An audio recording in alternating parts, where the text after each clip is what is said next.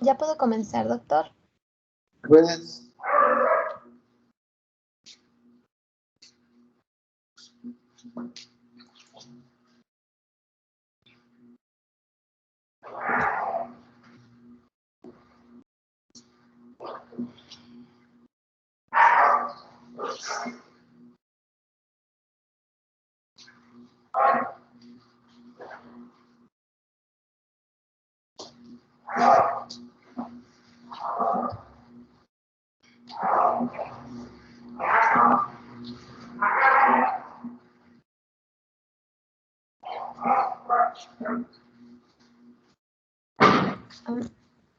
Bueno, bien, ayer estábamos hablando de parte de la anamnesis y el inicio, bueno, la parte inicial de lo que va a ser lumbalgia. Hoy vamos a hablar de lo que son los principales tratamientos farmacológicos, como son AINES, analgésicos y miorrelajantes o relajantes musculares.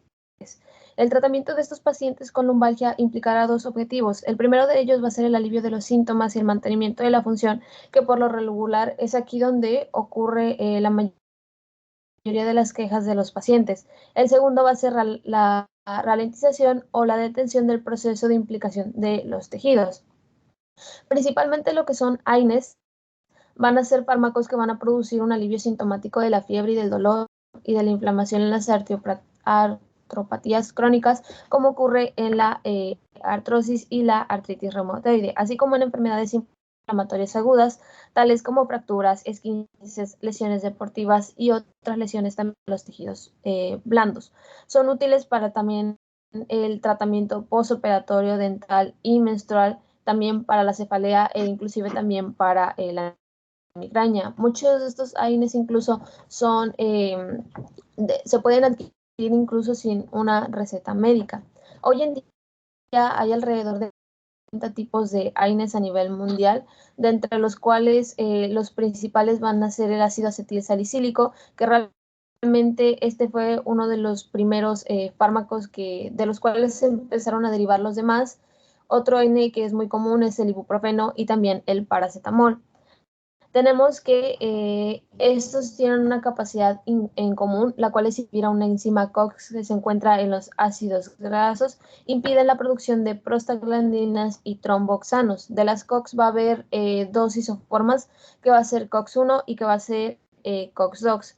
La COX-1 se va a encargar del mantenimiento del cuerpo, participa en lo que sería la homeostasis de los tejidos y también es responsable de la producción de prostaglandinas. Y la COX-2 va a ser aquella que es la mayoría de las veces por lo que son células inflamatorias, como por ejemplo citocinas inflamatorias, interleucina 2 y el factor de necrosis tumoral alfa. Tenemos que el primero de ellos pues realmente fue el ácido acetilsalicílico, sin embargo, debido a su toxicidad fue que se empezaron a derivar los demás de ellos.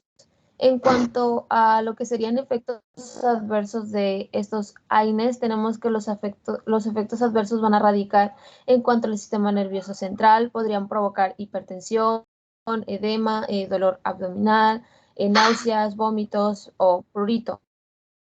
De los inhibidores de lo que son la ciclooxigenasa más importantes van a ser ibuprofeno, naproxeno, indomethacina, piroxicam y lo que sería el paracetamol. Por lo regular, los que se van a usar a corto plazo vamos a tener que serían el ácido acetilsalicílico, el paracetamol y el ibuprofeno. Para el dolor crónico, los fármacos más potentes y de acción un poco más prolongada, por lo regular van a ser el naproxeno y el piroxicam, y con frecuencia pueden ser combinados con un opoide de lo que sería potencia un poco más baja, como por ejemplo lo que sería la codeína.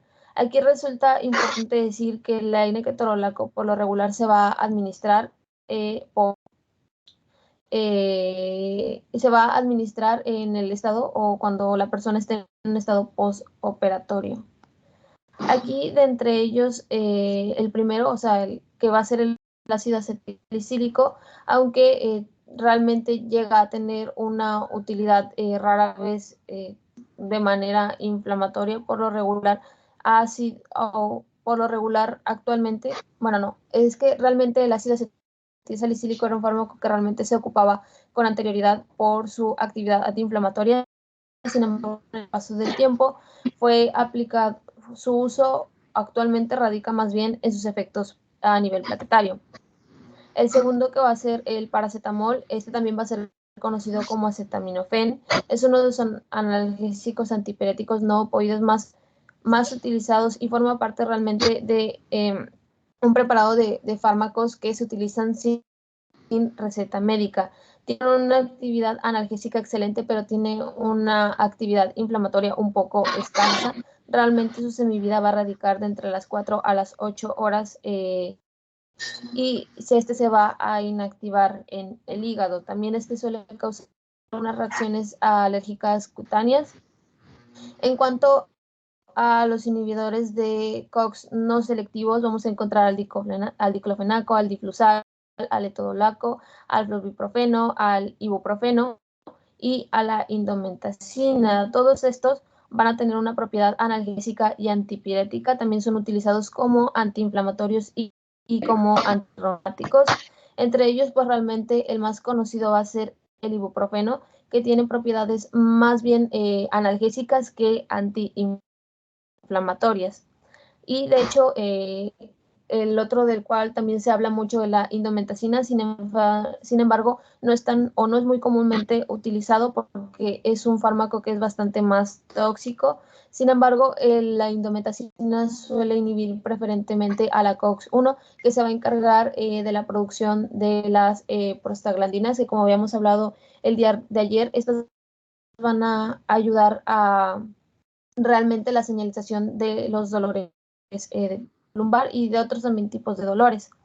También aquí vamos a encontrar otra clasificación que se les va a llamar pirrolacéticos, que vamos a encontrar el ketorolaco y la tolmetina, donde ya habíamos dicho que el ketorolaco por lo regular va a ser uno de los analgésicos más potentes y que suele ocuparse más bien para analgesia postoperatoria o para traumas.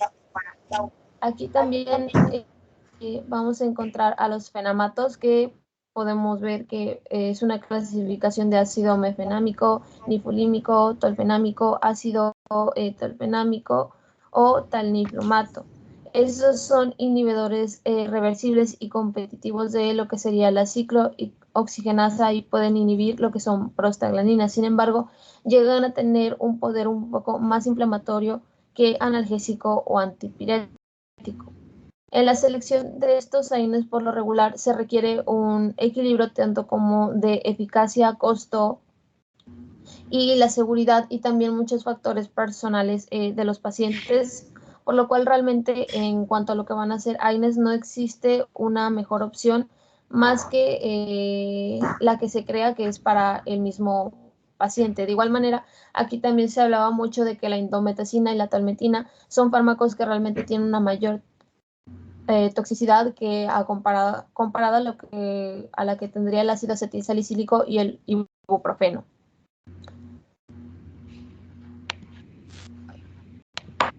En cuanto a analgésicos, bueno, realmente aquí vamos a tener a lo que son los fármacos opioides. Realmente tenemos que el opio va a ser un extracto obtenido de la dormidera, una planta de la especie Papaver somniferum, que contiene morfina y otros alcaloides afines. Ese se ha utilizado con motivaciones sociales y medicinales durante miles de años como inductor de euforia, analgesia y sueño, así como también para prevenir lo que sería diarrea. Estos fármacos opoides tienen diferentes tipos de receptores, realmente tienen mu, delta, kappa y ORL. Estos receptores van a ser acoplados a lo que va a ser la proteína G.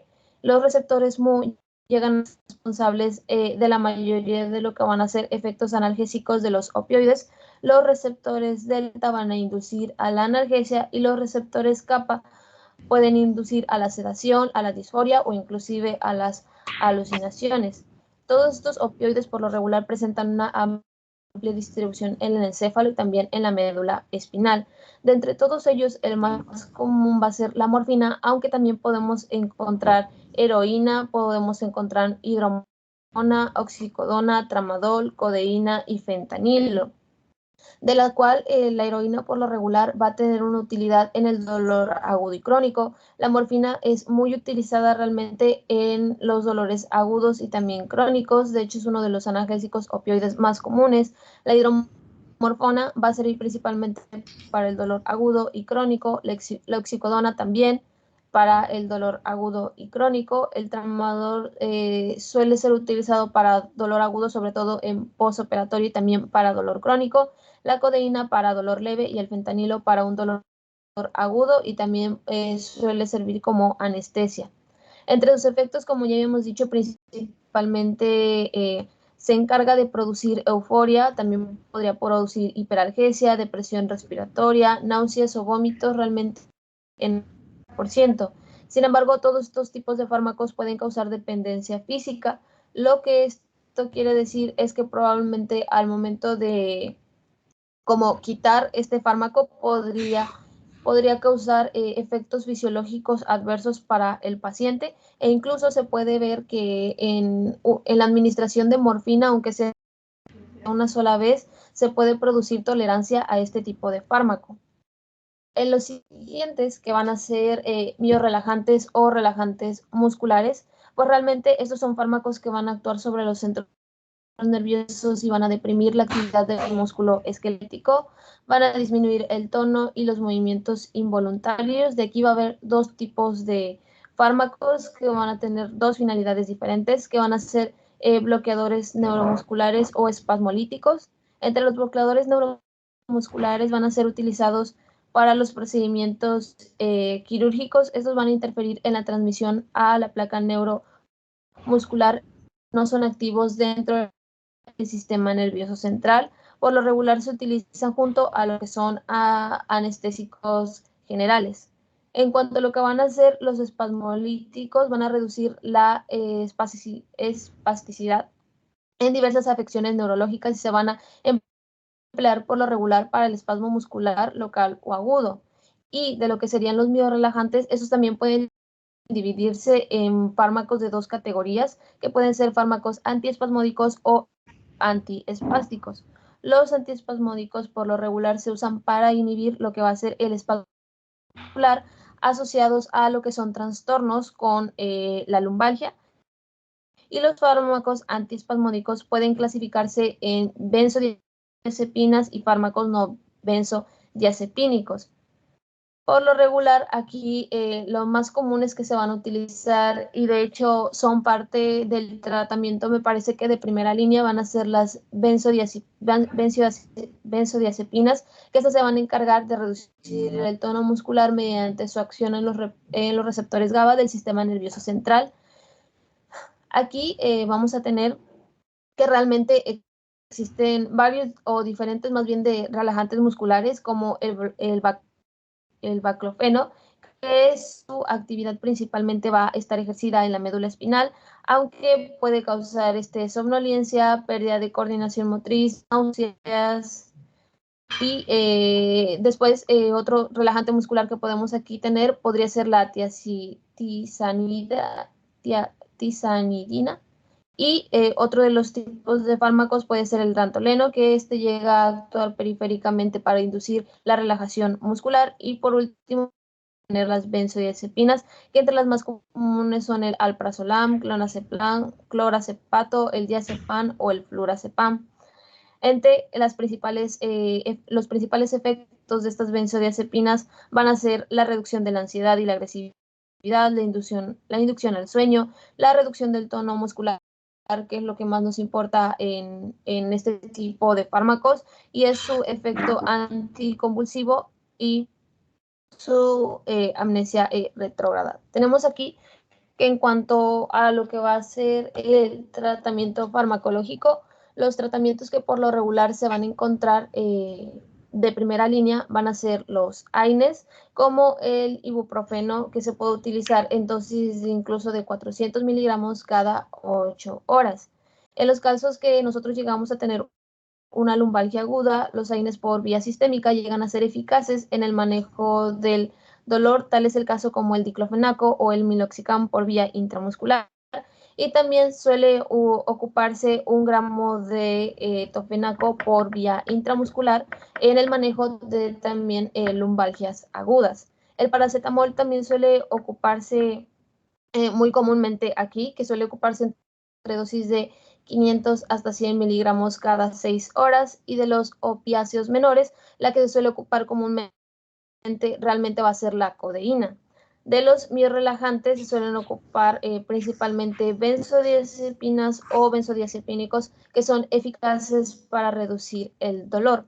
De los de segunda línea, por lo regular suelen ocuparse algunas veces antidepresivos, estos para que inhiban realmente la recaptación de noradrenalina, y estos puedan, ya sea que se puedan recetar tricíclicos o cuatricíclicos, tales como la iminaprina o la amitriptilina. Estos fármacos por lo regular suelen ocuparse de la lumbalgia crónica intensa, en lo que son, en los cuales el dolor realmente llega a persistir, inclusive antes de haber dado el tratamiento de primera línea.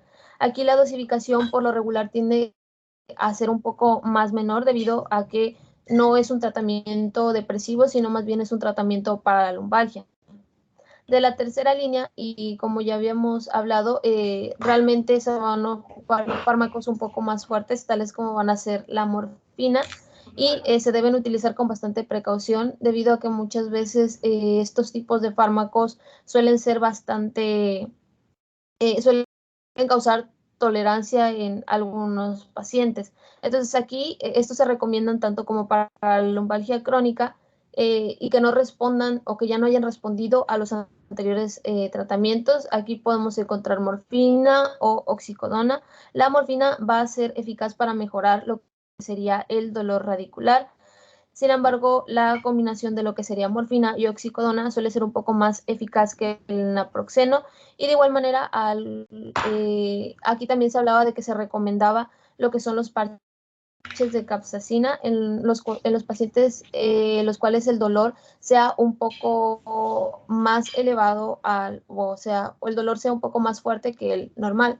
De igual manera, en una guía de práctica clínica me parece que encontré que había también un tratamiento de cuarta línea, el cual iba a resultar o el tratamiento que iba a ser con tramadol. Entonces, ya con eso podemos hablar un poco más bien enfocados en cada una de las lumbalgias, que de hecho aquí vamos a tener lumbalgia aguda mecánica, vamos a tener lumbalgia con afectación radicular, inespecífica o específica, o sea, vamos a tener de diferentes tipos, y ya con ello podemos saber qué tipo de tratamiento se le puede dar más bien al paciente. Ok, entonces, en la lumbalgia aguda mecánica tenemos que va a constar de un dolor localizado, que realmente va a tener un origen osteomuscular. Este tipo de lumbalgia por lo regular no suele causar una irradiación a una extremidad y suele ser menor a las 3 semanas. Sin embargo, la lumbalgia aguda mecánica por lo regular llega a tener factores físicos condicionantes, como en los cuales el primero va a ser el sedentarismo, el hecho de no realizar ningún tipo de actividad. El segundo va a ser un tiempo prolongado de reposo, las actividades laborales. Eso quiere decir si la persona está acostumbrada al de pesos o al levantamiento de pesos en posiciones que sean inadecuadas, hábitos de riesgo como por ejemplo aficiones o deportes, factores climáticos tales como lluvia, calor o frío. Aquí el dolor y la paresia van a estar realmente limitados a un grupo muscular o músculos, algunas veces unidos con espasmo.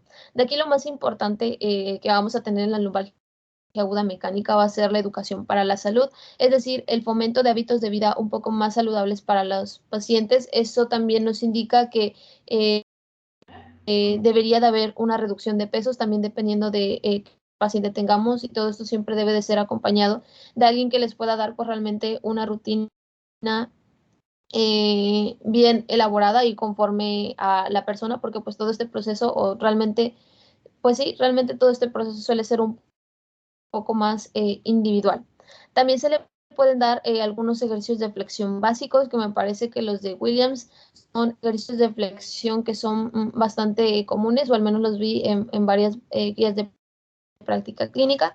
También el evitar cargar objetos pesados y en posiciones inadecuadas. Más adelante también vamos a hablar de lo que serían un poco de maniobras de tracción, o bueno, más bien el diagnóstico por maniobras de tracción, y de hecho en cada uno de los tipos de lumbalgia de los cuales ahorita vamos a estar hablando de manera un poco más específica, también vamos a estar recalcando algunos tipos de maniobras de tracción. Ahora, aquí en el tratamiento podemos ver que va a constar de alrededor de lo que son 3 fases. La primera, que puede ser fase aguda, que se va a realizar del primero al cuarto día. Aquí al paciente se le va a recomendar de 2 a 3 días de reposo y que se encuentre en una posición de decúbito o fetal. Aquí las piernas por lo regular van a estar flexionadas con un almohadón debajo de las rodillas, y se le suele recetar, como esta lumbalgia realmente es una de las más comunes y una de las menos graves, analgésicos o antiinflamatorios no esteroideos o AINES, de los cuales ya hablamos anteriormente, o también se le puede dar algún relajante muscular. Si no hay mejoría, pues realmente, si no hay mejoría, se debe de reevaluar al paciente, y si llega a verla, pues realmente se llega a pasar a la fase de recuperación. La fase de recuperación, esta puede durar de entre el cuarto al 10º día. Aquí al paciente se le debe de dar un reposo de tipo relativo y se le recomienda que dé paseos de 20 a 30 minutos, sean 3 veces o 2 veces al día. Si hay mejoría, se pasa a la fase de recidiva, y si no hay, se solicita una RX lumbar y se llega a tratar como una lumbalgia de tipo persistente. En la fase de prevención de las recidivas, se le va a brindar al paciente los diferentes tipos de medidas de higiene postural, y se le llega a dar ejercicios para el fortalecimiento de la musculatura lumbar y abdominal. Tales ejercicios podrían constar incluso de pasear, andar en bicicleta o inclusive nadar. Aquí, si realmente no hay mejoría al mes del tratamiento, por lo regular se suele remitir al paciente a rehabilitación. En la segunda, que va a ser la lumbalgia con afectación radicular, por lo regular aquí se dice que en general la intensidad de este dolor suele inclusive causar que sea un poco molesto para el paciente, inclusive sentarse, y de hecho pues esta sí va a tener una irradiación de dolor a la extremidad, que por lo general llega a ser a la pierna. Esta me parece que también es llamada lumbociática, y aquí se puede hacer realmente varios tipos de maniobras de tracción. Entre la primera, de la cual se hablaba, donde yo lo estaba viendo, era la NERI o NERI reforzada, que es aquí cuando el paciente se va a encontrar con rodillas y caderas flexionadas a 90 grados. El explorador por lo regular va a flexionar parte de lo que es la columna cervical y va a estirar las raíces nerviosas. Esta se positiviza cuando el dolor irradia a la extremidad correspondiente. Sin embargo, si esta se llega a negativizar y se llega, por ejemplo, a extender a la extremidad y se llega a causar dolor, aquí vamos a decir que va a estar positivizada y habremos realizado lo que es una NERI reforzada. Aquí por lo regular ya se le va a decir que realmente que probablemente haya una afectación radicular. De igual manera, aquí se habla mucho del hecho de que se pueda hacer otra maniobra de tracción, como por ejemplo la de la CEWE, que realmente se tiene me parece un 96% de especificidad y un 20% de sensibilidad, de la cual si esta también llegara a salir positiva, entonces podríamos decir que existe tracción y también compromiso de varias o una raíz. Ya se puede hacer lo que va a ser la exploración, que la primera que se suele hacer va a ser la exploración neurológica, porque muy probablemente haya alguna raíz nerviosa afectada. De hecho, aquí en la tablita que hay en lo que es la parte derecha, vamos a ver que en la exploración neurológica vamos a ver dónde es que se localiza o a qué nivel se localiza esta alteración, qué músculos se van a ver afectados y a nivel espinal cuáles. También hay algunos reflejos que también se van a ver afectados cuando después se suele hacer un examen motor, que este va a constar de lo que va a ser marcha, talón, puntillas, y aquí se llega a resultar difícil lo que va a ser la flexión plantar y dorsal del primer dedo del pie. Suele decirse que igual es un precepto para que probablemente pueda ocurrir una afectación radicular. Aquí también se tiene que valorar lo que va a ser la fuerza del cuádriceps y también del psoas para ver si no hay un compromiso de lo que serían raíces altas.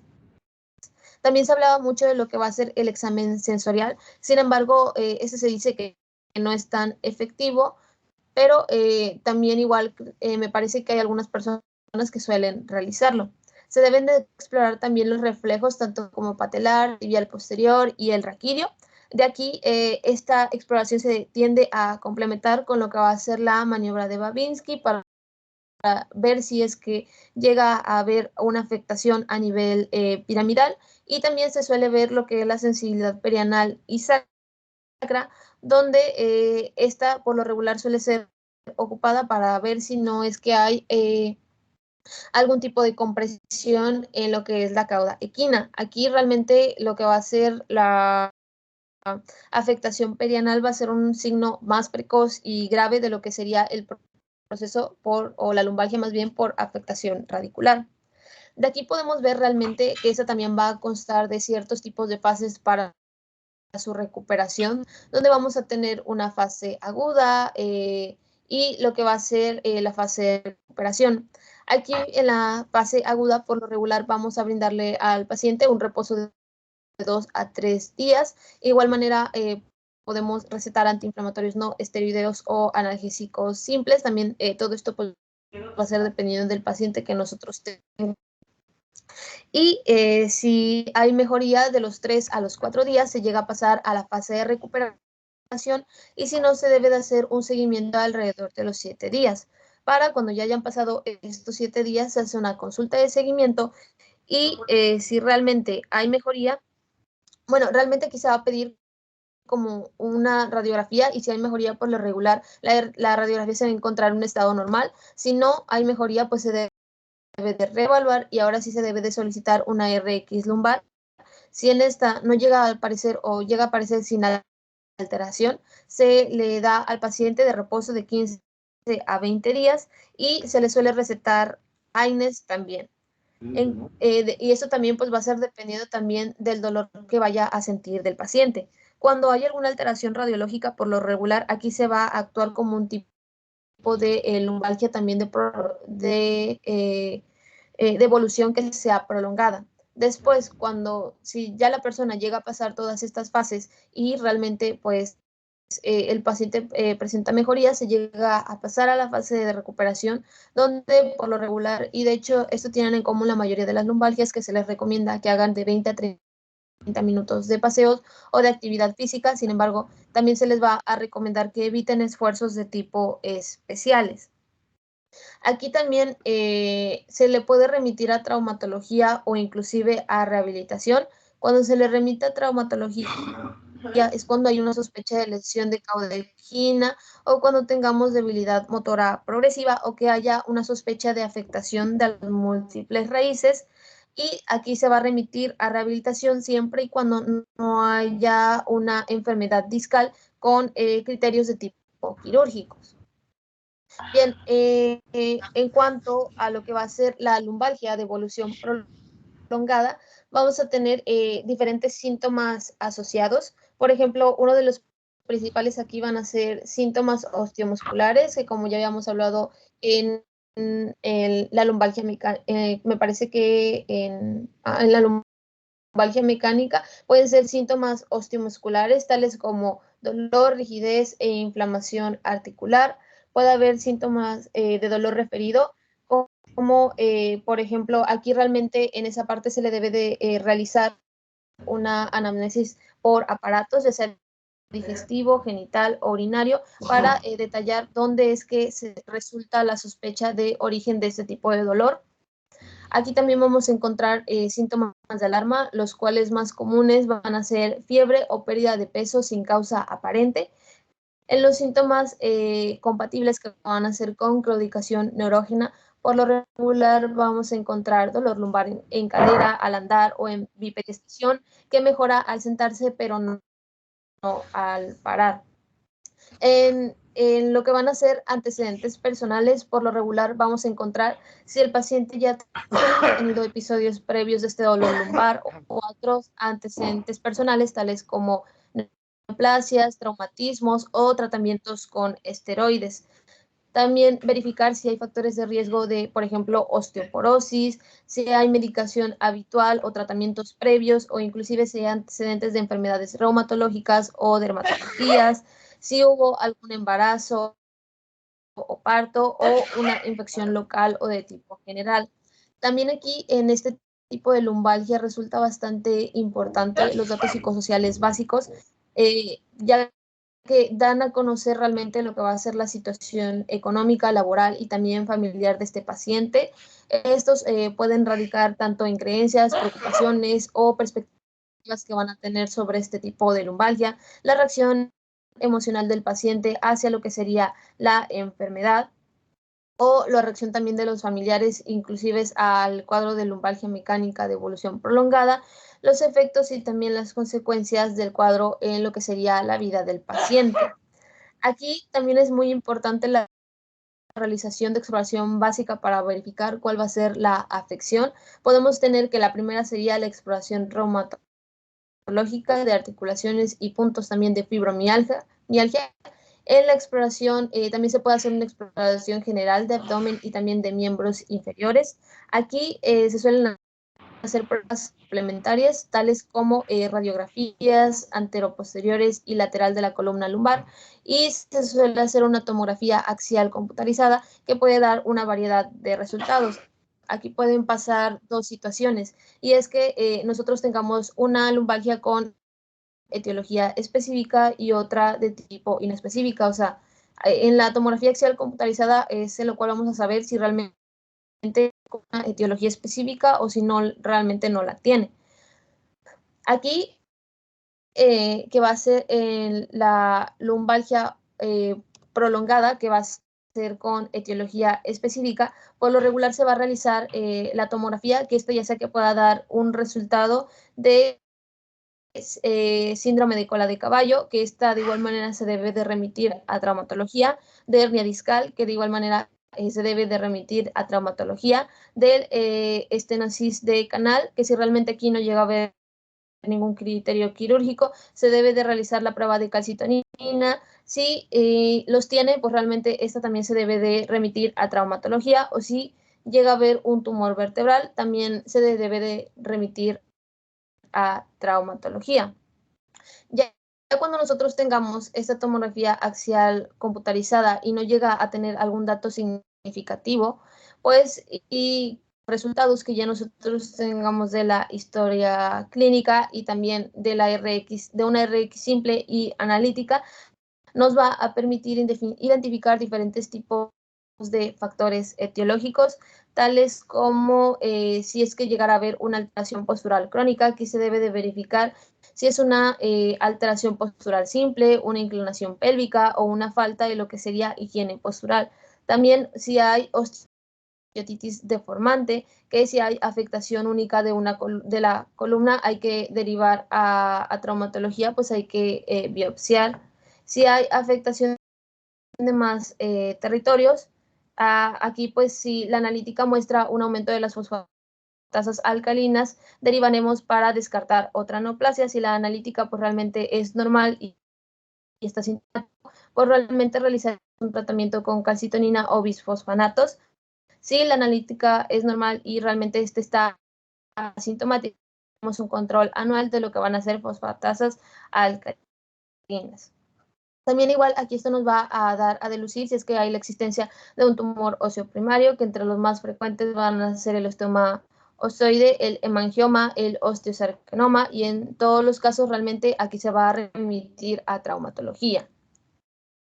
Ahora bien, podemos hablar de lo que va a ser la lumbalgia prolongada sin etiología específica. Tenemos que realmente aquí, si la lumbalgia de evolución prolongada no presenta hallazgos ni radiológicos ni analíticos significativos desde el punto de vista del manejo del paciente, pues realmente aquí se hablará de una lumbalgia prolongada sin etiología específica. Por lo regular, esta suele encontrarse ya sea en pacientes que tengan espina bífida oculta, vértebras de transición o espondilosis. Realmente aquí lo que se intenta principalmente es brindarle la información al paciente para que pueda tener un estilo de vida o una vida un poco más amena, una mejor calidad de vida. De hecho, aquí se le van a ofrecer diferentes tipos de medidas generales. La primera de ellas va a ser el brindarle información sobre la etiología de su enfermedad, cómo esta va a ir ocurriendo y en qué pasos va a ir, si hay también factores que llegan a agravar esta enfermedad o no. Y aquí también se le suele dar medidas generales de reposo y actividades laborales y sociales. De hecho, en este tipo de lumbalgia se decía mucho que la incapacidad es un tipo de comportamiento aprendido, por lo cual, en la medida de lo que sea posible, debemos de intentar que el paciente pueda reintegrarse a sus actividades normales. Aquí, en este tipo de lumbalgia, por lo regular se van a dar diferentes tipos de medidas de higiene, tales como de medidas de higiene postural, ejercicio ya sea aeróbico. Aquí también se le puede dar un tratamiento farmacológico, ya sea terapia física, de calor, frío, electroterapia, masajes o inclusive tracciones. Aquí suele ser bastante útil la pérdida también de peso. En cuanto a, había un punto que realmente se hablaba sobre lo que va a ser la hernia discal aguda, que va a ser una de las causas más corrientes de ciática aguda asociada a dolor lumbar. Aquí vamos a encontrar que esta ya sea que pueda ser causada por espondilosis progresiva, por episodios recurrentes de dolor agudo, inclusive por lo que son trabajos pesados. Lo que va a ocurrir aquí va a ser un traumatismo y lo que va a ser un traumatismo, y este traumatismo va a ir debilitando lo que es el anillo fibroso. En este anillo fibroso se van a originar pequeñas grietas donde esta afectación va a empezar realmente desde lo que es la parte central y se va a extender hasta la periferia. Y esto, aunado a aumentos repentinos de la presión intradiscal, por lo regular suele herniar el núcleo pulposo central. Aquí tenemos que realmente la hernia discal aguda suele presentarse en pacientes de entre los 30 hasta los 50 años. Esta no llega a tener una forma específica y de hecho es bastante irregular. En las radiografías realmente se suele ver como un borde de estenosis ósea, que también se le suele llamar nódulo de Smarch. Aquí vamos a tener diferentes tipos de características clínicas. De hecho, pues este va a ser un síndrome que va a tener una variedad de síntomas diferentes, en las cuales algunas veces este se va a asociar a enfermedad degenerativa de la región lumbrosacra. Entre las principales vamos a tener un dolor sordo crónico, y sin embargo, cuando el disco se va a herniar de una forma aguda, se va a presentar un dolor intenso en la zona lumbar, un dolor que va a empeorar en maniobra de Valsalva, un espasmo muscular notable, e inclusive también se refería a que pueda haber un tipo de dolor inclusive al toser y al estornudar. Aquí lo más común, o donde se puede hallar un poco más común la compresión de la raíz nerviosa, va a ser entre L5 y S1. Por lo regular, cuando cuando el paciente llega a tener una ciática o un tipo de ciática un poco más notoria, suele inclinarse realmente al lugar o bueno, a la posición que le cause menos dolor. De aquí los niveles de tanto L4 a L5 y de L5 y S1 son los más comunes para lo que sería protusión. Aquí tenemos, de hecho, lo resumí un poco más y es los lugares principales donde se puede presentar y las raíces que por lo regular van a ser comprimidas y lo que esto suele causar. De entre L4 a L5, por lo regular se suele comprimir lo que va a ser la quinta raíz nerviosa. Esto va a causar paresia de los extensores de los dedos del pie. De entre L5 a S1 se va a comprimir lo que es la raíz sacroiliaca y va a ocurrir una paresia mínima en la flexión del pie. Aquí se va a ver afectado o disminuido el reflejo alquilio. De L3 hasta L4 se va a ver comprimida la cuarta raíz nerviosa, que esta a su vez va a afectar al cuádriceps, y aquí realmente se va a ver disminuido el reflejo rotundiano. También vamos a tener algo a lo que se le van a llamar grandes hernias discales, de las cuales van a resultar realmente de la compresión de múltiples nerviosas. Esta por lo regular se suelen presentar lo que son signos urinarios, que de estos signos urinarios pueden ser retención de la orina, lo que sería falta del deseo miccional o irritabilidad de la cuanto a cómo podemos diagnosticarlo, cómo podemos saber que esto está sucediendo, pues va a ser por medio de radiología, que los principales signos que se puedan encontrar de la hernia discal va a ser el adelgazamiento o pérdida de la altura del disco, esclerosis del hueso subcondral, que podamos encontrar también los nódulos de Smorch, que son bastante comunes en este tipo de patología, lo que va a ser la calcificación del núcleo del disco. Aquí, por lo regular, el diagnóstico confirmatorio se va a hacer por medio de una mielografía y también de una tomografía axial computarizada. En cuanto a los tratamientos, pueden ser con reposo o puede ser un tratamiento con intervención quirúrgica. El menos, pues, el que más comúnmente se ocupa es un reposo, calor local e inclusive administración de tratamiento farmacológico con AINES, si es que el paciente lo llegara a necesitar, que como ya hemos dicho anteriormente, realmente realmente eso es un tratamiento un poco más individualizado a las necesidades que vaya a tener este paciente. En cuanto a lo que va a ser la intervención quirúrgica, por lo regular se dice que dentro de algunos años, probablemente hasta el 20% de la población vaya a necesitar una intervención quirúrgica debido pues a una enfermedad que suele estarse prolongando con mayor facilidad. Aquí tenemos que realmente se suele ocupar cirugía o quimiólisis del núcleo, que esta va a ser una inyección de preparado de papaína en el disco para disolver lo que sería su... ¿Cuándo es que realmente vamos a necesitar una intervención quirúrgica? Bueno, esto resulta cuando hay un déficit neurológico progresivo o cuando hay ciática persistente o cuando también llega a haber deficiencia de lo que sería la función intestinal y también vesical. En cuanto a lo que van a ser factores de riesgo, va a haber ciertos tipos, por ejemplo, que van a ser modificables, tales como la actividad física, inactividad física, factores psicosociales o factores laborales. De los no modificables van a ser el sexo, la edad y también la genética. En cuanto a lo que va a ser el diagnóstico, pues tenemos diferentes tipos de maniobras, que va a ser la primera, la maniobra de la CEWE. Aquí esta va a constar de una elevación de la extremidad inferior, flexionando lo que sería la cadera, con la rodilla extendida, esto con el paciente acostado. Esta llega a ser positiva si al elevar la extremidad a 70 grados se suele presentar un dolor agudo en lo que sería la cara posterior del muslo. Se llega a presentar un dolor parecido a lo que va a ser un choque eléctrico. También vamos a tener otra que se le va a llamar de Bragar, que esta es igual realmente a la anterior, que con dorsiflexión va a ser igual al anterior, nada más que con dorsiflexión pasiva de lo que sería el pie. Aquí se valora la pérdida de la fuerza y también de la sensibilidad y de los reflejos osteotendinosos. También vamos a tener el cabasa interno y externo, donde el primero va a consistir en presionar el primer espacio interdigital del pie. Esta suele ser positiva siempre y cuando el dolor se irradia a nivel proximal. En el cual el cabasa, que va a ser externo, por lo regular se da una presión en el cuarto espacio interdigital del pie y llega a ser positiva si hay algún tipo de choque eléctrico en la porción proximal.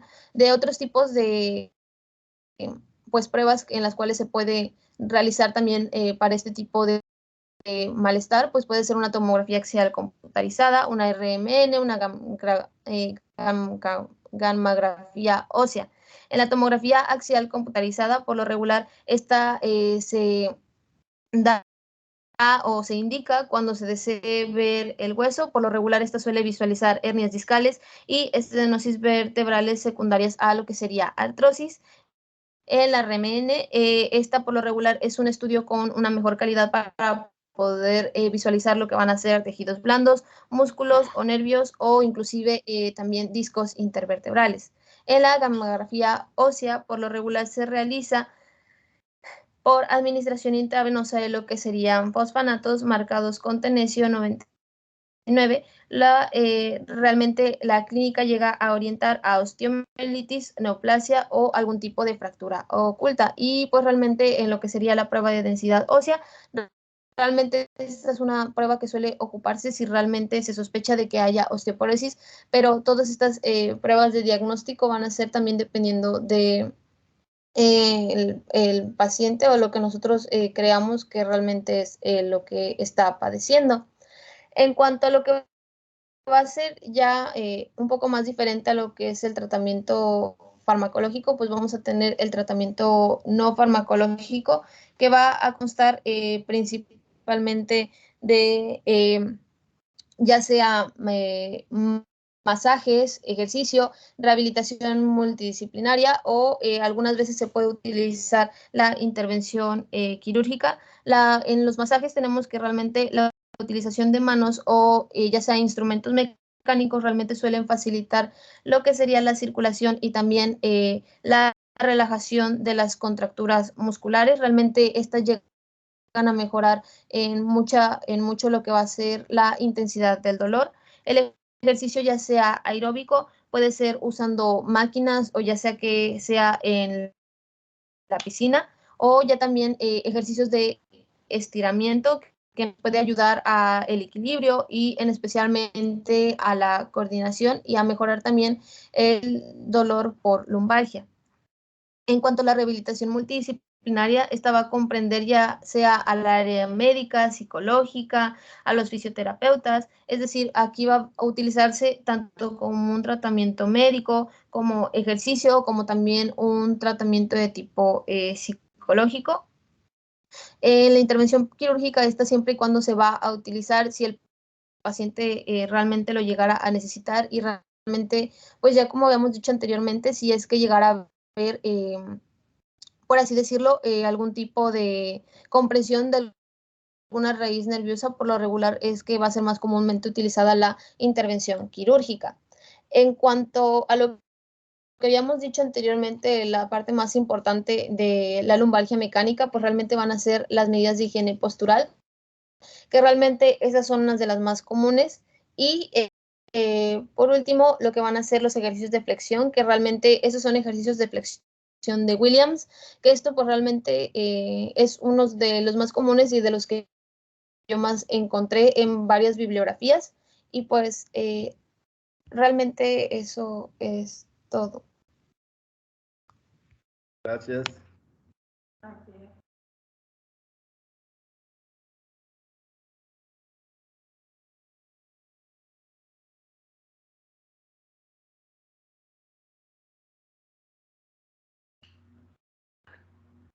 ¿Quién sigue? Abel. Abel Esaú. Sí, doctor, un momento proyecto. Perfecto, Abel.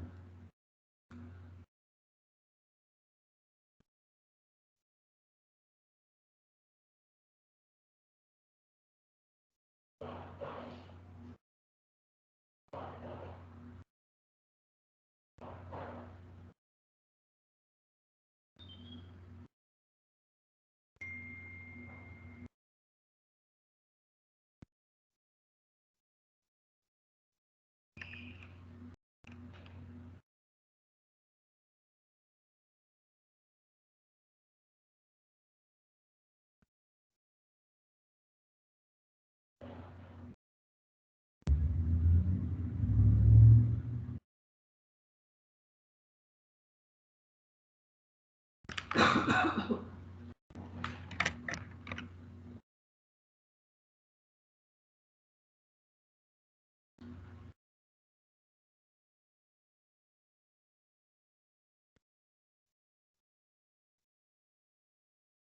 se ven las diapositivas? Ya se ven. Muy bien. Sí, ya se ven. Ok, compañeros, profesor, mi nombre es Abel Reyes Córdoba y el día de hoy me toca presentarles el tema 16.1, que es la fractura de columna lumbar. Así que vamos a empezar. Ok. Entonces, para empezar, tenemos que tener en cuenta que las fracturas de la columna torácica, toracolumbar y lumbar se clasifican en 4 categorías generales. Tenemos fracturas por compresión, tenemos las fracturas por estallamiento, tenemos las lesiones de flexión-distracción o fracturas de Chance y tenemos las fracturas luxaciones, que así a primera vista tenemos, bueno, podemos mencionar que las fracturas de lesiones de flexión-distracción o fracturas de Chance pasa algo muy curioso con ellos y era, bueno, anteriormente era una de las fracturas más comunes y ya van a ver por qué. Bueno, tenemos que dentro de las fracturas que son más comunes y benignas, de las que son las fracturas de columna lumbar, son las fracturas por compresión simple, ya que estas son de manera característica fracturas con forma de cuña del cuerpo vertebral que afectan pues únicamente a lo que es la columna anterior. Ahí tenemos una pequeña imagen representativa de cómo sería una pues fractura simple, ¿no? Ok.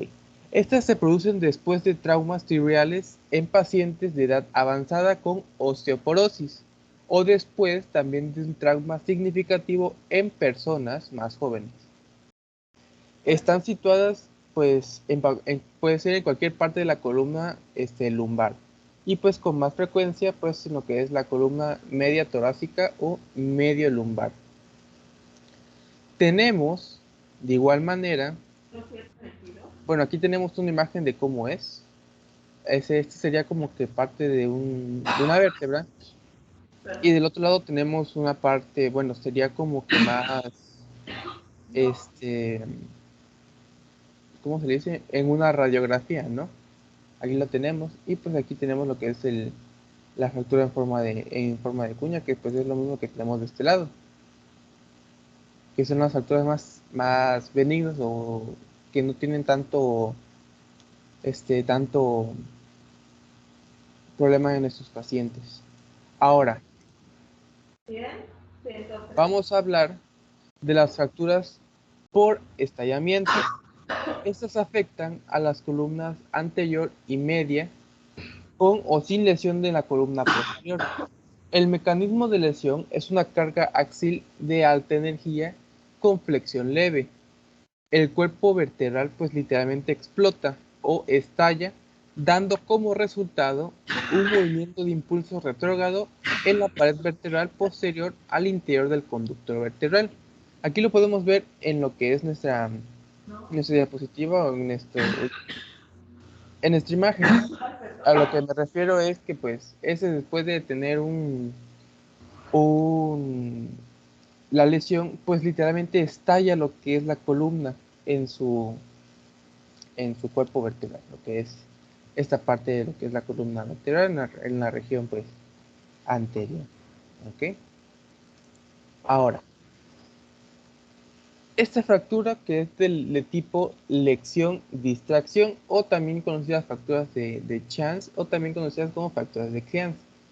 Estas, y hay que tener en cuenta algo, son lesiones de 3 columnas en las cuales en las cuales la fractura pues se propaga a través de los elementos posteriores, el pedículo, y salen a través del cuerpo vertebral.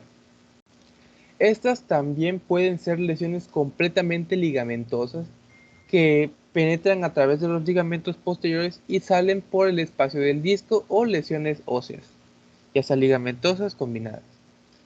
Las fracturas de Chance se producen durante una colisión automovilística frontal, en el cual pues el paciente está usando un cinturón de seguridad.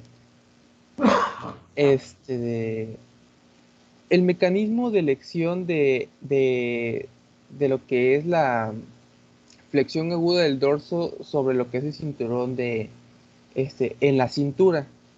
Y pues durante el impacto la parte superior del cuerpo se acelera hacia adelante sobre lo que es el cinturón de seguridad, pues produciendo una fuerza de distracción posterior alrededor de lo que es el punto de apoyo fijo, inmediatamente por delante del abdomen. Esta fractura era, y como les comenté anteriormente, era una de las más comunes, pero esto era un poquito antes. ¿Por qué?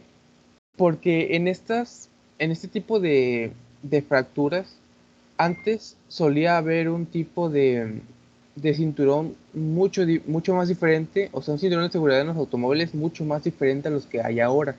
Porque antes eran más o menos así. Podemos ver lo que es en la parte inferior izquierda de la diapositiva, un tipo de cinturón diferente al que era ahora, porque antes pues en los automóviles solían solamente estar como lo que es el asiento, y el cinturón de seguridad solamente era el que estaba alrededor de la cintura, y pues obviamente eso propiciaba más que en nuestros pacientes en esos tiempos tuvieran ese tipo de fracturas, ese tipo de fracturas de chance, porque pues a la hora de lo que es el choque o lo que es el accidente, pues propiciaba que hubiera más tipos de esas fracturas. Entonces, pues lo que pues, se empezó a poner más en lo que son los automóviles fue este otro tipo de cinturón de seguridad, que es el que va en la cintura y pues va transversalmente, ¿no? De lo que es el asiento, para reducir lo que era ese tipo de fracturas. Ahora, tenemos lo que son las fracturas y luxaciones. Estos son el resultado de la aplicación de energía significativa a la columna vertebral por una diversidad de fuerzas que incluyen flexión, distracción, extensión, rotación, lo que es el deslizamiento y pues componentes de carga axial que producen alineación vertebral incorrecta. Estas lesiones siempre afectan a las tres columnas, que son extremadamente inestables. Tienen una alta propensión a producir lesiones neurológicas intensas. Y pues aquí tenemos lo que son algunas imágenes de cómo son, bueno, una imagen de cómo es ese tipo de fracturas, y podemos ver lo que sería aquí. Por eso nos menciona que es una de las fracturas que tienen pues una alta propensión pues a producir lo que son lesiones neurológicas intensas, porque pues literalmente pues se desfasa lo que es la vértebra. Muy bien. Vamos a hablar de todo esto, pero con su diagnóstico y su tratamiento inicial. Ahora, tenemos que tener en cuenta una cosa. El examen neurológico es crítico en los pacientes con lesiones vertebrales pues, lumbares, y que particularmente en las fracturas por estallamiento. Clínicamente, es posible que los pacientes sientan hipersensibilidad a lo que es la palpación sobre los elementos posteriores afectados. Pues también si se encuentran lesionados.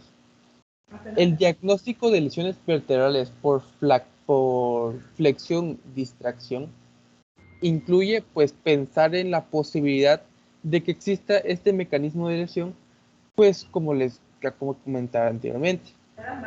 Ahora, con frecuencia estos pacientes se presentan a la sala de urgencias pues con una abrasión de tipo cinturón de seguridad que se comentó anteriormente. Esto sobre la pared abdominal anterior. Puede presentarse pues lo que es un espacio de hipersensibilidad palpable cuando se examina la espalda, lo cual hace pensar en lo que es la fracción por distracción en una apófisis espinosa. Ahora, La incidencia de complicaciones neurológicas en lo que es la lesión por flexión-distracción es baja en los pacientes sin una luxación relacionada. Los individuos con fracturas de tipo fractura de luxación con frecuencia tienen lesiones de sistemas múltiples, pues debido a la naturaleza de la violencia y del trauma. Lo que es la alineación vertebral incorrecta notable puede ser evidente cuando se examina la espalda, la cual puede tener una separación palpable en lo que es el contorno vertebral posterior. Con respecto a lo que es el examen radiológico, el diagnóstico de una fractura de compresión se establece notablemente con radiografías laterales regulares de una región, pues, de la que es la región afectada, pues de la columna vertebral. Ahora, de manera característica, de acuerdo con la cantidad de compresión que se observe, pues se detecta pérdida de altura de lo que es el cuerpo vertebral en comparación con lo que es la altura pues posterior, ¿no? Ahora, en caso de lesiones más sutiles, ok, eso que les acabo de comentar es, por ejemplo, permítanme ver si encuentro una imagen aquí. Esto. ¿Qué vemos aquí? Mencionamos que de manera característica y de acuerdo con la cantidad de compresión que se observe, se detecta, o sea, vamos a detectar nosotros pérdida de altura del cuerpo vertebral anterior en comparación lo que a la posterior. ¿Qué es esto? Si ven que está, pues, aquí está la fractura. Aquí está la fractura. Esta es la fractura. Y pues esto sería pues lo que es la altura anterior. Y esto sería la altura posterior. Ya saben, ¿no? Porque va así. Entonces, a eso nos referimos con lo que es la cantidad de compresión. Si hay más compresión, pues de este lado, pues de la parte anterior, pues obviamente va a haber una reducción en lo que es la altura vertebral en comparación, pues lo que es la normal, que sería antes de lo que es la fractura o antes de lo que sea el accidente o pues este tipo de fracturas. Pues a eso me refería en la parte anterior y la parte posterior, que es lo que es la pérdida de la altura. Muy bien. Ahora, vamos a continuar. Nos quedamos hablando de que en caso de lesiones más sutiles puede ser necesario pues practicar un gammagrama de tecnecio del hueso con o sin tomografía por computadora pues para identificar lo que es la lesión. La tomografía por computadora axial puede documentar de manera confiable pues una pared posterior del cuerpo vertebral intacta, pues confirmando de esta forma una columna media intacta y verificando pues así la lesión por compresión anterior, que pues es esta de aquí, ¿no? Aquí tenemos una tac.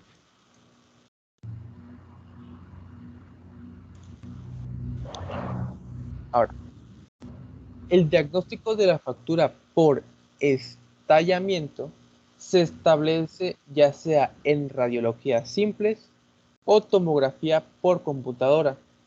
Los signos radiológicos de una fractura por estallamiento incluyen un aumento en la distancia interpendicular al nivel fracturado en lo que es la proyección anteroposterior, compresión del cuerpo con cifosis segmentaria y lo que es el impulso retrógrado de la corteza posterior del cuerpo vertebral en una proyección lateral. Las radiografías simples también son examinadas en caso de lo que es una subluxación o luxación en placas columnales y sagitales para pues evidenciar lo que es la lesión de la columna posterior. La tomografía por computadora axial revela pues una rotura de la pared cortical posterior con grados distintos de compresión de lo que es el conducto vertebral por hueso impulsado de manera retrógrada. Las radiografías simples, y hay que tener en cuenta esto, son esenciales para el diagnóstico de las lesiones de flexión-distracción. Lo que es una radiografía lateral indica el ensanchamiento de la columna posterior, ya sea dentro de los elementos óseos o entre ellos, y pues una cifosis localizada. También hay grados también hay grados diferentes de distracción de la columna, de lo que es la columna media, y por lo tanto, pues ya sea una fractura que se propaga a través de los de pedúnculos o ensanchamiento del espacio posterior del disco, pues la radiografía anteroposterior indica una distancia interespinosa ensanchada, pues indicadora de lo que es la lesión ligamentosa de la columna posterior. Ahora, si se presentan y sostienen fuerzas transicionales, las lesiones ligamentosas por flexión-distracción puede progresar a una subluxación o una luxación de facetas de manera unilateral o bilateral.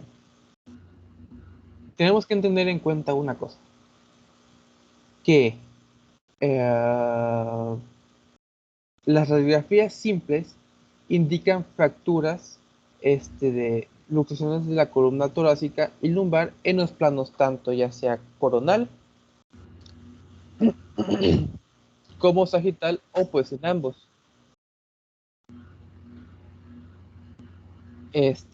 Ocasionalmente, pues lo que son las luxaciones torácicas son tan sutiles y pueden afectar solo una traslación ligera lateral o anterior de un cuerpo vertebral sobre otro. Cuando la subluxación evoluciona a una luxación evidente, la alineación defectuosa de la columna es notoria en lo que es la radiografía lateral. En estas fracturas es obligatoria la práctica de tomografía por computadora, pues para evaluar lo que son las fracturas de elementos posteriores no reconocidas, ya que pueden afectar el tratamiento operatorio.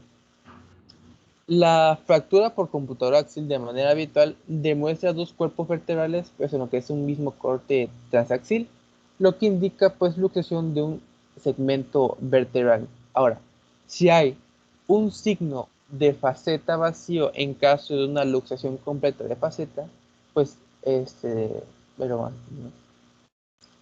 a diferencia, ok, esto a través de lo que es la diferencia de las fracturas por estallamiento, la columna media con frecuencia se halla intacta cuando pues el mecanismo primario de la lesión es una fuerza de deslizamiento.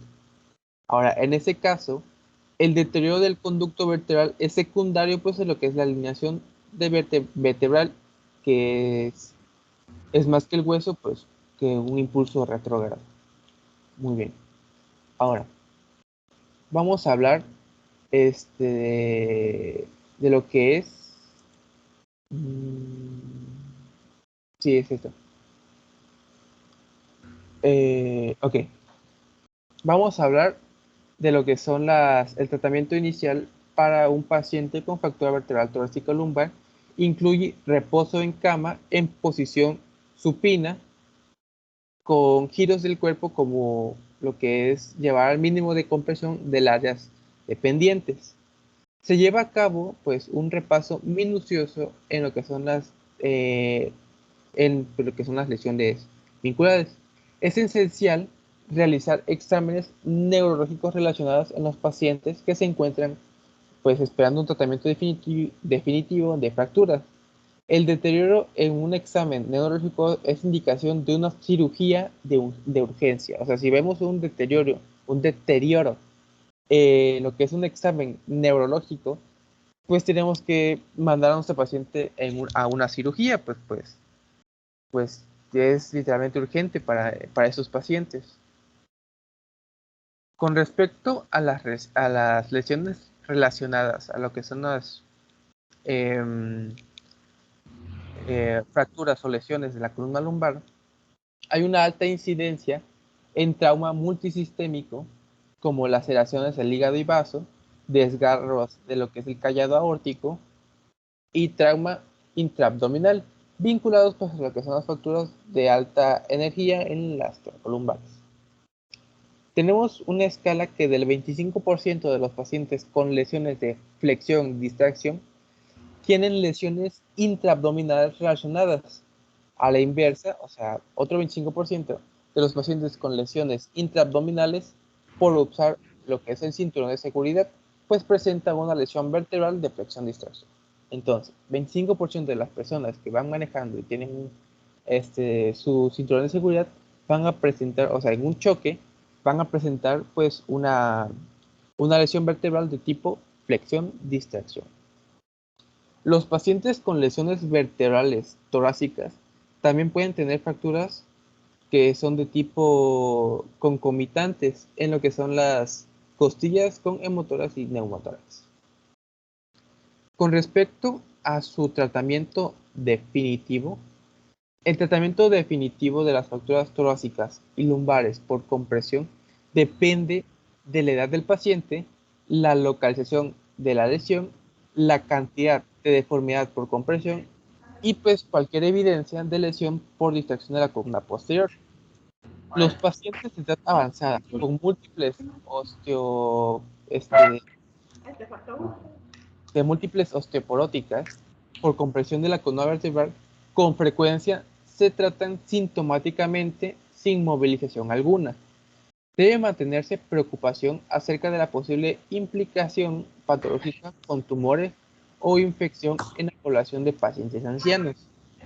Las fracturas por compresión con pérdida menor al 50% de altura ordinaria con lesiones estables que se pueden tratar con una ortrosis vertebral para el control pues durante una reparación en pacientes jóvenes. Esto que ven aquí en la imagen es ¿cómo se llama? La ortosis vertebral, es esto aquí. Mantener pues al paciente que no se pueda mover y pues que no vaya a perder más altura de lo que es en la región de las vértebras. En las lesiones de la unión toracolumbar y de la columna lumbar, una ortosis de hiperextensión intenta pues limitar lo que es la cifosis que se produce después de este tipo de lesiones. Sin embargo, pues tenemos que mencionar que aún con un enyesado por hiperextensión bien moderado u ortosis, se produce cierto grado de pues, asentamiento durante lo que es el proceso de reparación en la mayoría de estos pacientes. Aunque de ordinario es de poco significado, siempre se encuentran intactas lo que son las columnas medias y posteriores. Ahora, con respecto a los pacientes con deformidad de compresión mayor al 50%, es esencial descartar una afección de la columna media y pues de distracción de la columna posterior. Las radiografías muestran espacios ensanchados entre apófisis espinosas o fractura pues, de elemento posterior y la imagen por resonancia magnética sagital también puede documentar una lesión pues, de tipo ligamentosa posterior. Estas lesiones pueden requerir cirugía con instrumentación pues, para lo que es la compresión posterior y lo que es la fusión. Ya sea con o sin comprectomía anterior. Y pues con fusión anterior pues para prevenir lo que es la cifosis progresiva y pues secuela neurológica. Con respecto a lo que es el tratamiento definitivo de las fracturas torácicas lumbares por estallamiento, depende del estado neurológico, la edad del paciente, la localización de la fractura y pues el deterioro del conducto vertebral, la afección del elemento posterior, la subluxación coronal o sagital, la cantidad presente de cifosis sagital segmentaria, lo que son las lesiones concomitantes de sistemas múltiples y pues lo que es el hábito corporal. Los métodos de tratamiento constituyen en el soporte o pues el enyesado no operatorios o lo que es la estabilización quirúrgica por un acceso quirúrgico anterior, posterior o ambos, o sea, combinados. Tenemos que tener en cuenta las fracturas por estallamiento se tratan de forma no operatoria cuando el paciente está neurológicamente intacto.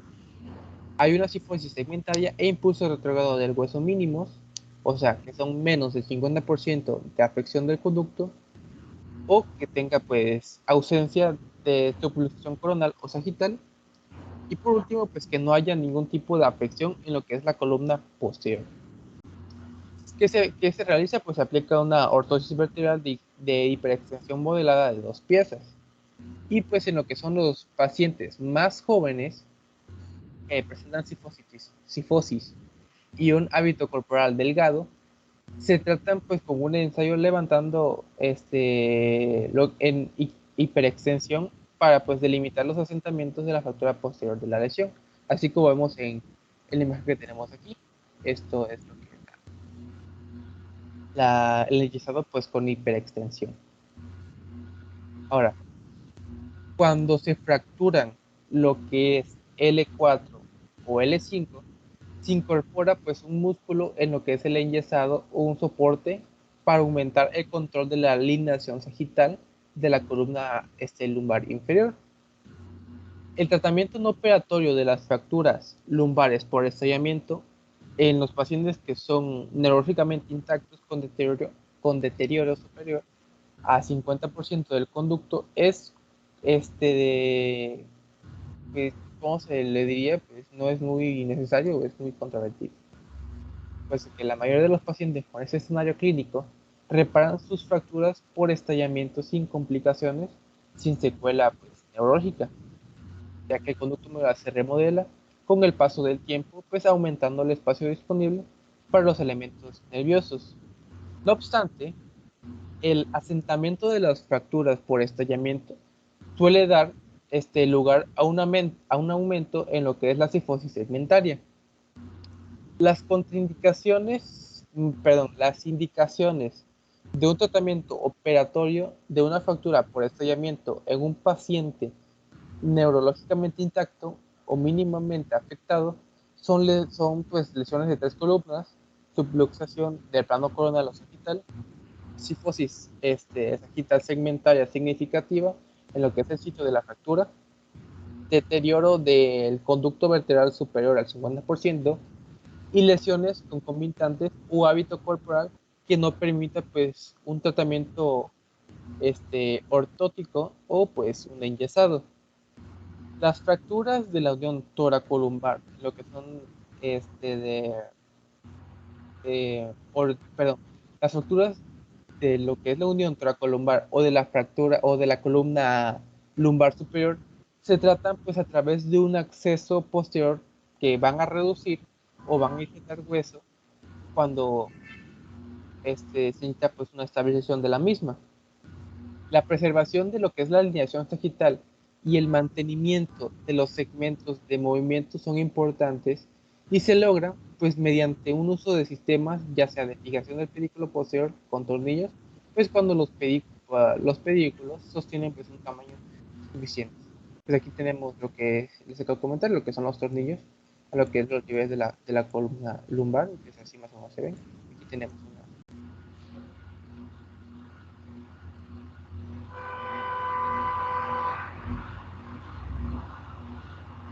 Ahora, el tratamiento operatorio de las fracturas por estallamiento vincular con déficit neurológico significativo es individualizado. La principal preocupación es la descompresión del conducto vertebral.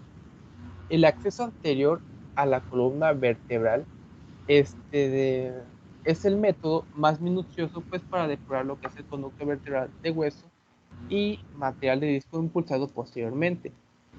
En el tratamiento preferido para ese tipo de pacientes, pues es de manera de acceso anterior, pues ya que es un método muy minucioso. Lo que es el acceso quirúrgico es dictado por el grado patológico, ya sea una toracotomía, pues para fracturas de lo que son de la T1 a T10.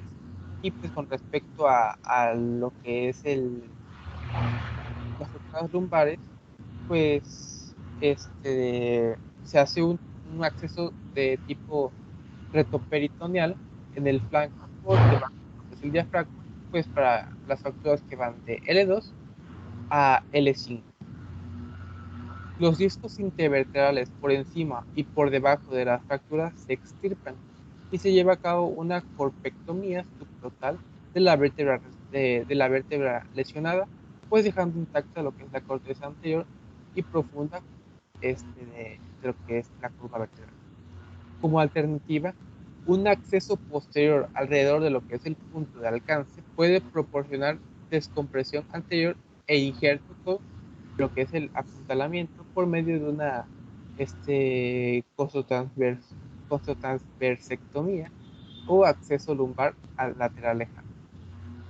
Ahora, después de lo que es la descompresión del colmo vertebral, se coloca un injerto pues apuntalado o una jaula de malla de titanio de lo que es la placa terminal anterior de lo que es la vértebra en dirección cefálica a la placa terminal superior de lo que es la vértebra en dirección caudal. Va de arriba. El éxito o fracaso de la cirugía se basa principalmente en lo que es la estabilidad y reparación del injerto, más que en cualquier instrumentación realizada. Los dispositivos de instrumentación anterior afirman que pues, el injerto apuntalado a veces puede actuar como un dispositivo por sí solo, junto con refuerzos posoperatorios. Sin embargo, la columna vertebral también puede ser instrumentada y pues fusionada posteriormente en una segunda etapa con bastones y con ganchos sobre lo que son los mismos niveles de la construcción anterior, pues para una estabilización adicional. Ahora, el acceso a la columna vertebral es por la parte posterior de manera primordial, o sea, primero, para fracturas por estallamiento con rotura y subluxación significativa de la columna posterior. La instrumentación posterior se utiliza para lo que es la reducción y la restauración de la alineación del plano sagital. En lo que es la misma situación, pues se realiza una corpectomía anterior y fusión con injerto apuntalado. El tratamiento definitivo para las lesiones con flexión, distracción, depende de las estructuras anatómicas implicadas y pues de la cantidad del desplazamiento. Las lesiones que se producen totalmente a través del hueso se tratan en un enyesado por hiperextensión, como les comenté anteriormente con la imagen del chico que tiene. Esto pues proporciona un éxito particularmente cuando la línea de fractura se ha propagado bilateralmente a través de los pedúnculos. Las lesiones en lo que son las cuales la fractura afecta lo que es la parte interarticular y solo tejidos blandos se tratan operatoriamente debido pues a esta parte pues tiene muy poco hueso esponjoso, lo cual pues significa que pues la lesión o la reparación de la fractura es menos confiable y pues la reparación ligamentosa no produce como resultado pues una estabilidad adecuada. Es muy importante identificar roturas traumáticas de disco y lesiones con anterioridad para lo que es la reducción quirúrgica o elementos desplazados posteriormente debido a las fuerzas de compresión posteriores que pueden desplazar material del disco herniado al conducto vertebral causando una lesión neurológica. La fijación de un segmento corto con instrumentación por tornillo se lleva a cabo a través de lo que es una ortosis postoperatoria. Y el tratamiento definitivo para las actuales luxaciones es la reducción operatoria, la estabilización y la punción posterior. Las lesiones torácicas se instrumentan de 3 a 4 segmentos por encima y por debajo de lo que es la fractura de luxación mediante el uso de una construcción con gancho, tornillo y varillas o ambas cosas. Las lesiones toracolumbares y lumbares son instrumentadas con construcción de lo que son los tornillos de pedículo y varillas, pues limitando el número de segmentos de movimiento fusionados en instrumentos que totalmente hace posible. Posoperatorios aumentan lo que son la tasa de fusión al proteger lo que es la instrumentación hasta que se produce pues lo que es la fusión. Ahora, el momento apropiado para la reducción y estabilización la estabilización operatoria es determinado de igual manera por el estado neurológico y por el estado médico general. La indicación primaria de la reducción operatoria de urgencia es en un paciente neurológicamente incompleto con déficit neurológico progresivo. Los pacientes con lesiones completas de la médula espinal son estabilizados tan pronto como sea posible, pues para disminuir lo que es la duración de reposo en cama forzosamente. Un paciente con una lesión neurológica incompleta que está empeorando se observa hasta que se establece una meseta en su mejoría. La columna vertebral entonces pues se reduce y pues se estabiliza. ¿Qué tipo de complicaciones podemos encontrar con respecto a esto? Las complicaciones más significativas de lo que son las lesiones de la columna lumbar son en este caso, pues hablando de lo que son las fracturas por compresión, es la cifosis progresiva que se produce por un asentamiento del cuerpo vertebral, lesiones ligamentosas de la columna posterior no reconocidas, fracturas continuas múltiples por compresión y pues fracturas patológicas. Las anormalidades neurológicas no se observan con características clásicas de compresión que afectan únicamente a lo que es la columna anterior. Las complicaciones del tratamiento no operatorio de las fracturas por estallamiento son la cifosis segmentaria residual, la cifosis progresiva secundaria a lo que es la lesión de la columna posterior no reconocida y lo que es el colapso vertebral por asentamiento. Todas estas tienen un potencial de aumentar lo que son los déficits neurológicos. Las complicaciones del tratamiento no operatorio de las fracturas por estallamiento son el fracaso de la instrumentación por reconstrucción inadecuada de lo que es la columna anterior y lesión vascular o neurológica durante lo que es el proceso quirúrgico. Y por último, pues también tenemos lo que es el desalojamiento de los injertos apuntalados. Ahora, la cerroartrosis es rara con el tratamiento tanto operatorio como no operatorio. Y las complicaciones de las lesiones por flexión-distracción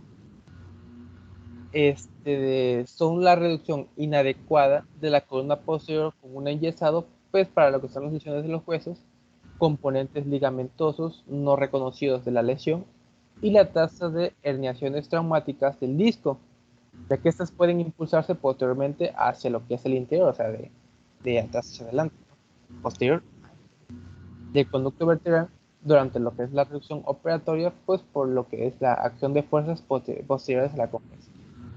Y por último tenemos a las complicaciones de las fracturas por luxación, de tipo fractura de luxación, de lo que es la columna vertebral, se constituyen en un aumento de la deformidad vertebral a causa de un tratamiento inadecuado en una artrosis vertebral o lo que es una artropatía vertebral de Charcot por debajo de una lesión completa de la médula espinal.